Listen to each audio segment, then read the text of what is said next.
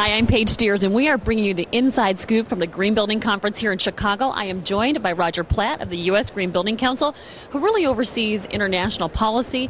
And Roger, you and I were just having a quick chat here about international standards and how we encourage green building. Can you tell me a little bit about the programming underway? Yes, I can. Internationally, we have kind of two strategies that we're using to advance both adoption of LEED and broader engagement with green buildings generally. The first is a wonderful strategy where we are trying to essentially internationalize LEED, make sure that those elements of it that are more U.S.-centric or that may not be as engaging for people from multiple countries can be adjusted so that we can have alternative compliance pathways and people can emphasize and get credit for those issues which are most critical around the world. So we have created an international LEED roundtable. 16 countries are represented, and they're working on ensuring that the LEED uptake internationally accelerates. Because while it's spectacular, right now 40% by square footage, 40% of the square footage that's entering the LEED pipeline is outside the United States now. In the last 6 months, we certify 1 million square feet a day, and every day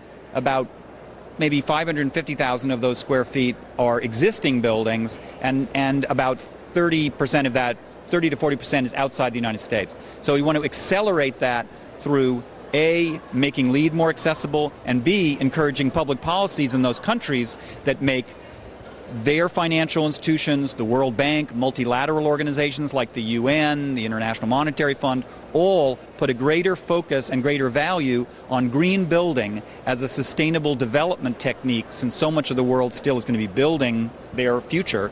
We want to make sure they understand that green buildings is one way to do that in a way that will achieve their economic development goals, but will be decoupled from kind of the climate change hell that we've created in America by creating our buildings in such a poor way. They can jump over some of the mistakes we made the same way some third world countries are jumping right to cell phones, don't have to build the infrastructure that's not as efficient. They can jump right to green building and do something that's good economically and good for the environment.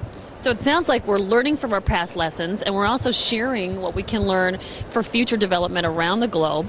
But in order for sustainability really to take hold, it really has to incorporate a generational change. Would you agree?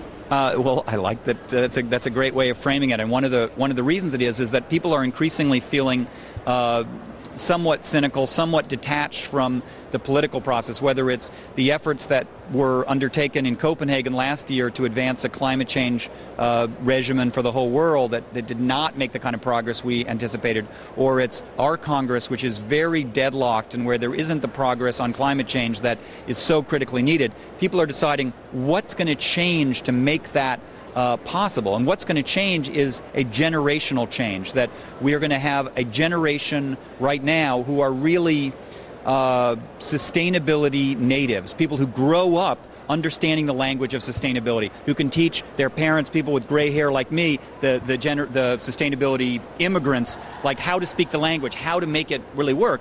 And we think the most important thing we can do for that is give children right in K through 12 and in college the opportunity to be in a green school that will, for one thing, reinforce for them that one doesn't have to, for the rest of their lives, live in or work in places with no natural sunlight, with terrible indoor air quality, that abuse natural resources, and children that are in those kinds of environments and have a living laboratory that can teach them about the importance of that, they will be extraordinarily powerful agents for change. That's been our experience so far with the many LEED certified schools, in particular in New Orleans, where we funded a sustainability director for the New Orleans Recovery School District, and that person really made things happen. Our experience, which I know is true at Jones Lang LaSalle as well, is that until you give someone the job of making sustainability a priority, it's not a priority. And so one of the things that we've done is to put these sustainability directors into school districts, and that's been such a successful concept that we're building a whole Center for Green Schools that was announced by Rick Fedrizzi here at Greenbuild, and which we think is going to be one of our most significant high-profile initiatives for encouraging LEED adoptions, but also just for creating the generational change that you referred to. And the generational change that's happening from the young students is also in the workforce. So are you seeing these changes also take place really in the private sector too?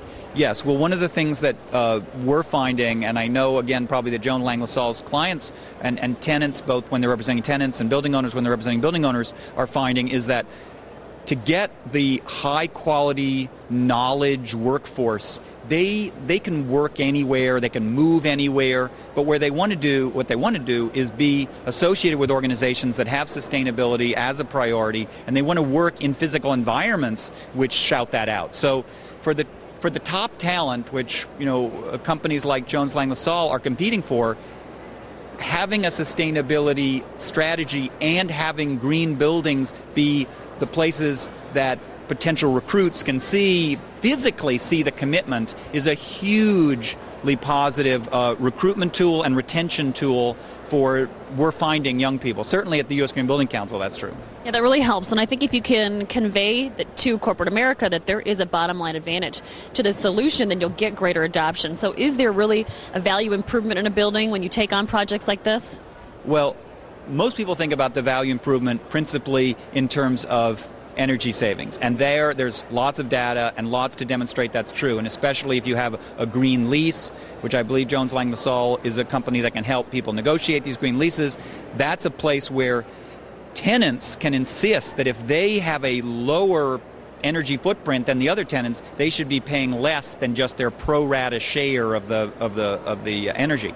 Energy is the easy case, but also energy is small compared to issues like retention of high quality staff, because salaries and the issues related to staff are radically higher expense levels, and the expense of having to go out and hire new people. But when you have a high retention rate, when you have less sick days because of better indoor air quality, then the kind of money you're talking about is very substantial. And while that is more anecdotal, because it's hard for companies, frankly, to say we have a green building and in the past we had a sick building, so they're not as eager to share sometimes the before picture. But anecdotally, people are finding that to be very persuasive. Well, it sounds like there's a lot of good things happening here at the show. I know you guys have been doing the show here for about 9 years. And so where in the last 9 years have we really come from, and where is the commercial real estate industry? How far more do we have to go? Well, if you think about it, 10, 12 years ago, these visionaries, in some case a ragtag group of characters, came up with this idea that seemed pretty insane at the time, that there would be this standard for all buildings that would really generate green building activity by creating a reference standard. That began really with just lots of pilot projects. In the first few years, I think there were 50, 60 buildings. Now, 1 million square feet a day of commercial space is certified. And it's not the U.S. Green Building Council that your mother knew that was just the ribbon cuttings of new buildings. More than 50% of that by square footage is existing buildings, where they're really certifying the performance, ongoing performance of buildings. And 40% of that is outside the United States, so it's international. And then I think also the other sign of tremendous progress is it's not just about the individual building. Increasingly now it's about a community.